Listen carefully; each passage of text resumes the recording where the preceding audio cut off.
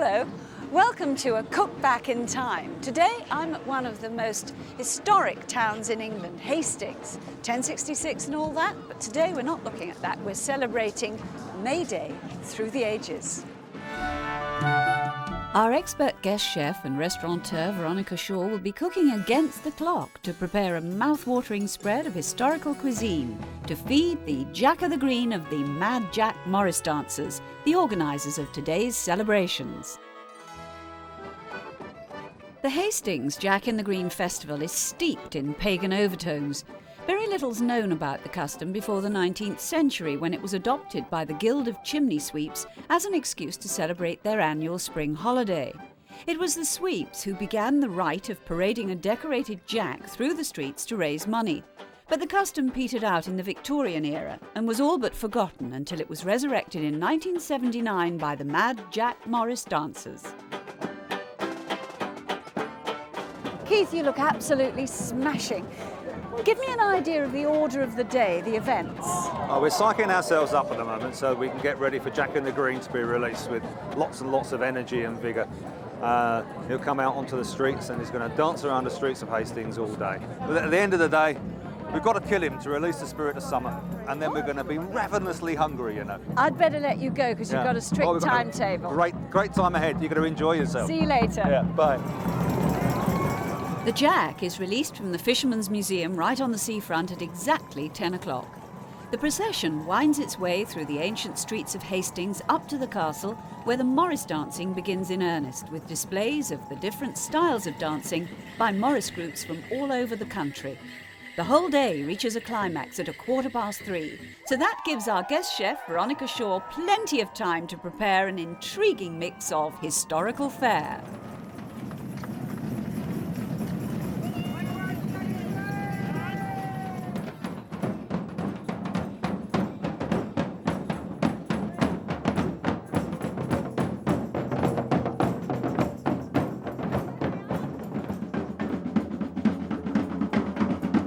Veronica, I've got a load of hungry Morris men who are going to be making their way back up here. What are we going to feed them? Well, there's lots of things we can do, because we should look back at the whole rite of spring and to the very early days. And if we go back to Roman times and look at some food from then on in, and we'll choose different things from different centuries and match up a wonderful feast for them. Oh, sounds good. Okay. So what do we start with? Well, we're going to start with some Roman meatballs, which have got lots of lovely goodies in them, all to do with the food that went into Rome. So what we're going to do is we're going to take here some ground almonds. We've got some beef in there, and to put that in there, we're going to put in some traditional seasonings like salt and pepper, which we would obviously do today. And then we're going to take lots of very lovely herbs. We've got some nice thyme here. We're going to take some dried thyme for a change, just because it's quite strong. This one is oregano here, so we're going to put a bit of that into it as well. We're going to put some cumin as well, quite a lot of cumin, not too much, about a spoonful I suppose. Naturally we would have lots of garlic in there. And we're going to put a tiny drop of olive oil into it as well, just to sort of bind the thing together. Plus this here, which is fresh coriander. We're going to put lots of that in. And we're going to add a little tiny drop of fish sauce. It really was just a seasoning, as you can see. We're not putting in masses of it. It was really just to give a sort of a saltiness. If you can't get that, could you use anything else? You could use ground anchovies, but it's not quite as authentic in the flavouring. Would you like to roll these? This is some wholemeal flour, and if you like to take these and just roll them. How are these going to be cooked? We're going to steam them. Would they have had anything with it? Well, quite often they would put a little dip with this. They were very good on their sort of sweet and savoury dips, or sauces as they would have been. We call them dips. So we're going to do one with beetroot, and there are many, many Roman recipes for beetroot, and this one is particularly good. We're going to put some beetroot into the blender. We're going to add some cheese to it. What kind of cheese? This one is just a cream cheese, but in fact, if you like goat cheese... I do. Well then it's wonderful with goat cheese. It picks up lovely rich flavours of the goat cheese. Yes. Now we're going to add lots of very interesting herbs to this. Lots of fresh chopped mint, which is great. We're going to add some olive oil, which one would expect. Lots of nice fresh wine vinegar too, which will pick up be a good contrast against the sweetness of the next thing I'm putting in, which is honey. There's lots of honey and vinegar used in their sauces. I'm going to put in also a little bit of this garum and another lovely little thing, asafoetida. Pardon? Yes. Have you? I've seen it written Smell down. it. What Isn't is it it? foul? What is it? It's a resin of a plant which is related to the fennel family. And it has the most foul smell, but it just adds a little sort of piquancy to the thing and makes it very interesting. So we're going to blend all this lot up together now. Looks like strawberry ice cream. It does, doesn't it? There's also another sauce which we're going to do very quickly, which is lots of nice sweet and sour ingredients again. We've got lots of nice fresh plums here, which we've chopped up, and we're going to just bang them very quickly into the saucepan like this. And we're going to have, as you might imagine, lots of honey with it to sweeten them up. And we're going to put a little drop of olive oil into it as well, because it's going to be a nice sort of dipping sauce. Lots of fresh chive and spring onions into it. A little bit of, oregano as well. Then we're going to put some cumin in as well. Again, lots of cumins were used. We're going to put in some chopped garlic. A little bit of vinegar to balance the sweetness of the honey. And another quite unusual herb, which is rue. Have you ever come across them? Never used it. No. Well, that's also very sort of earthy, nice sort of things. And our favourite, asafoetida, but only just a tiny little pinch because it is extremely strong. And the last one is we're going to add a little drop of sherry to it because that's the nearest thing we would have got to the Malaga wine, which they went up to Spain to get those wonderful muscatel grapes. And so this, we're going to bang it on the stove. Okay. Are those ready, Jan? Yes. Great. Why don't we try and put them into here? Let's just see if the stock is boiling. Oh, it's stock, not just water. Yes. Yes, no, it's lovely vegetable stock, so it infuses the whole thing with a little bit of extra flavour. I think that's probably fine. Great. Okay. Perfect. Okay, and that's probably only going to take about 6 or 7 minutes. This one will take a little bit longer because this needs to heat up and then reduce down.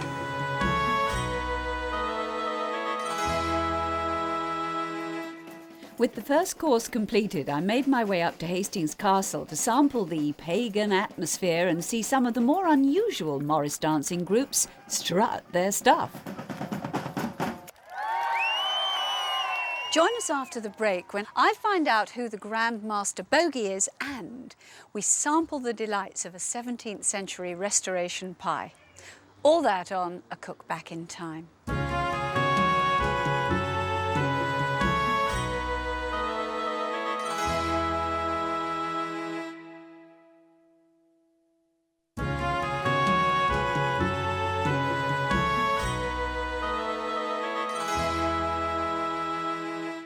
Welcome back. Well, I'm in Hastings, far away from the mayhem of the Jack in the Green festivities. Today we're recreating a spectacular spread of May Day fare with which we'll feed the Mad Jack Morris dancers after they've killed their Jack. But first I catch up with Grand Bogey Master Keith Leach, who's going to tell us more about the Green Men, or Bogey Men, and Morris dancing. There's a northern word called boggart, which means a spirit of the wood, and the bogeyman is an incarnation of that, a kind of southern incarnation of that idea. It's interesting how it fits in with the children's stories and so on. You're the chief bogey. Yeah. Do you have any special duties? Looking after all the other bogies and making sure they behave themselves, which is extremely difficult. The earliest reference to Morris dancing is a 15th century will and also a 15th century window. a stained glass window, that is. It's actually called The Merry May, and it's got pictures of Morris dancers in it, and that's the earliest known reference that we have in England. Before that, there are no references whatsoever, and it seems that Morris dancing became suddenly quite popular through the Tudor and Stuart periods. It was danced in the court, it was danced in the churches, it was danced in the churchyards, and it was a very popular thing. And then the religious change came into England when the Puritans came in, and that kind of put a stop to that. And in fact, it put a stop to a lot of things. They've evolved over time, and from the different parts of the country, we've got sword dances from the northeastern part of the country, we've got clog dances from the northwestern part of the country, things called molly dances from the Fenlands, things called border dances from the Welsh borders, and things called the Cotswold dances from the southern part of England and the Midlands. Tell me, why do we call it Morris dancing? The word for customary in England was mores, and that seems to make sense to me rather than all these funny ideas about it coming from the moors and all the rest of it. It just means a customary dance in Old English. What's the next dish? Well, Jan, I thought we'd move on a few centuries now and we'd look at something from more sort of Celtic and going into medieval, because again, that was associated with a lot of springtime activities, you know, the renewing of the earth and so on. We're going to do a spatchcock chicken today, which has lots of medieval spicing on it and lemon, and we're going to put it on the grill and then finally just finish it quickly in the oven. So what we need to do is to take this little poussin here, and we're going to just cut him up here, like this. That's it, up through the middle, like that, and open him up. There you go. We're going to give him a good squash down. Okay, so what we're going to do is we're going to give them a quick coating in lots of lemon and some lemon juice and some oil, some olive oil, and lots of salt and pepper. And you see, these early activities with the Celtic people, they were actually, they did wonderful things with renewing the earth by having lots of fires. And one of the fires that they did was to use bones, because the bones would ward off the evil spirits, mainly because of smell. You can imagine what smelling burnt bones would be like from the smoke. And so they would light all these fires which cleansed the earth and renewed it for spring, so that all the crops would grow beautifully. And of course that's where the idea of bonfires came from. Bonfires. What's yes. that? This is ginger, very medieval spicing this. Ginger, cinnamon and some nutmeg. Was the tradition of the maypole and everything going through the ages? All the way through, yes, because even at that time, what would happen would be that all the youths of the village would go off to the woods, and the maidens, and they'd go off, and they were allowed to stay out all night. Oh, tush. Yes, and the object was they were to bring back lots of boughs and hawthorn and blackthorn to the village, plus a great big tall pole, or a birch tree, for example, which was going to be the maypole. So they used to come back with all the greenery to deck the village and the houses with all this wonderful stuff that they collected all night. Ah, that's why all of them outside, men, women, they've got flowers, That's grasses, right. Yes, leaves. Yes, that's right. We're putting these skewers through here just to hold the chicken together. And if you're going to put them onto the barbecue, it's a good idea to just, if you're using wooden ones, to make sure that they're soaked first in a little water, because otherwise they just burn. That's a good tip. I always burn the sticks. That's very good. Right, so now I'm going to actually put them onto the grill and just sort of flash them a little bit. So we're just going to put a little drop of wine on that. It's really just to make sure that it stays moist, because if we put this into the oven, there's a danger that it might not stay very moist. I'm just putting a little bit of oregano onto that as well. And that's it, and all we're going to do is really just put it into the oven.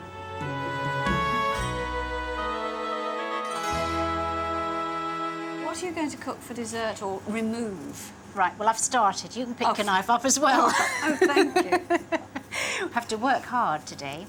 We're doing actually an apple pie, which there were lots of wonderful recipes for apple pie, and sadly they've all disappeared, and we're left with this horrible sort of mixture of just apples and pastry that we call an English apple pie. But at that time, the apple pie was very exciting because it had lots of additions, lots of different fruits. When Charles II came back to the throne, known as the Merry Monarch, he wanted to re-establish all the May Day and spring festivities.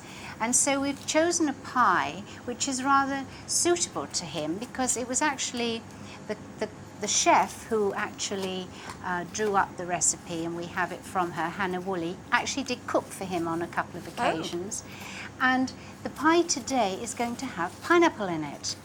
And of course, pineapples were just beginning to come in to England. They'd started to grow them, a bit like oranges, which were exciting new addition to the culinary scene. So were pineapple. Okay, so what we've done is we've bunged the apple in there, and we're also going to put some freshly chopped pineapple into it as well. Just put that on there like that. We're going to sweeten it with sugar. Sometimes it could have been sugar, or it could have been honey, for example. We're going to put lots of cinnamon into it. Again, cinnamon was well loved. We'll put in a couple of sticks as well, a few cloves, and just for good measure, a little tiny drop of water so it doesn't stick to the bottom of the pan. But in fact, there wasn't any water in the recipe. I'm just adding that. Oh. Because I'm worried it's going to stick. Right, with all that sugar. Yes. And we're going to put about 2 teaspoons of rose water into it, okay? Because this, again, was a lovely flavouring. You do have very big teaspoons, Veronica. Yes, I do like the Cook's flavour. measure. Yes, the flavour of rose water. I'm going to put this onto the stove now. Well, the apple mixture's reducing. So It's actually reduced. We're okay now. I'm going to just take it off, and I'm going to just put it here and let it just cool down a few minutes while we make the custard. Very hard to find actual pastry recipes, because after all it was assumed everybody knew how to make it. So therefore nobody needed to possibly know. And now they wouldn't have had fancy sort of dishes like that. No, What would probably they not. have done it in? They'd have done it into a big pot, anything really, and just covered it over. I mean, they filled their tarts with the most wonderful mixtures of all sorts of things. I mean, live birds and frogs and... What? They didn't eat them, surely. No, they didn't. But they created a sort of bit of fun at a feast. You know, they'd open up the pie and out would flow the birds, fly the birds, or they would let frogs come out of the pie, and then all the girls, of course, would be shrieking. It'd be great fun. Is that where 4 and 20 blackbirds Yes, baked in a... So they weren't baked? No, They no. weren't They cruel. would like put in underneath the pastry Right. and then opened Good. up, yes. So what we're going to do is we're going to add some nutmeg. And we're going to put in some sugar. We've put cinnamon and some... I think that's probably enough actually, because the apples are quite sweet, especially with the pineapple. And we're going to put some cream into it. And then give it all a good mix, about 1/4 pint of cream, or 125. Mix it up just like you would as if you were making a quiche. So, okay, what we're going to do now is put this, minus the cinnamon sticks, just drain it a little bit so you don't finish up with too wet mixture going into the pie. Just put it in like this. You can leave your cloves in there because they also still continue to give it a lot more flavour. But in fact this is very rich because of the rose water and all the spices in it. So just fill your mixture up like that, and then pour your egg mixture onto it. You might need to just... This looks so stir good it. and rich. It's kind of the French eat your heart out tarte tatin. Yes, it is, isn't it? I mean, English and French cookery for years ran side by side, and they were always vying with one another for supremacy in the kitchen. And here you've got a good example of a wonderful, wonderful tart.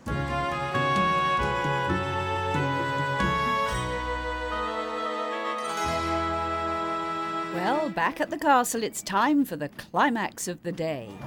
Comes another turn of the season. For this, God has his reason. Jack will die, but there's no pain. Because like us all, he'll rise again!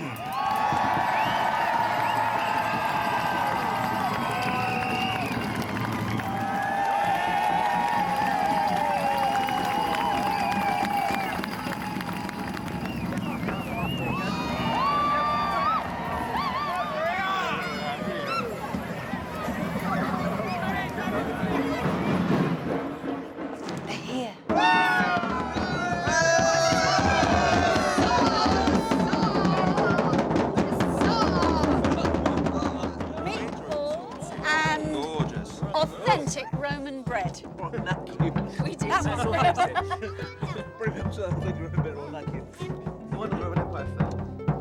We used to make this sort of stuff at school. That's beetroot sauce, plum sauce, and then meatballs. Is it nice? It is.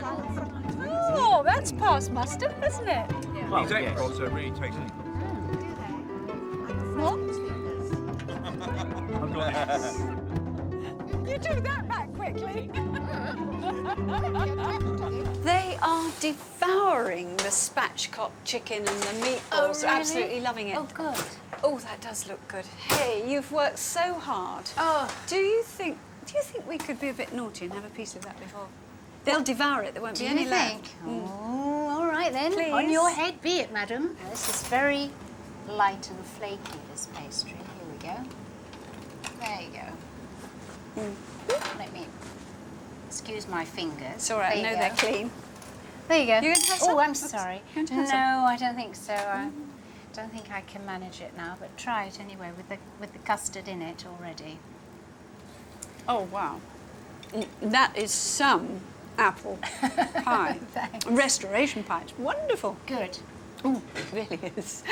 Well, that's all we've got time for today. So join us again soon for another Cook Back in Time.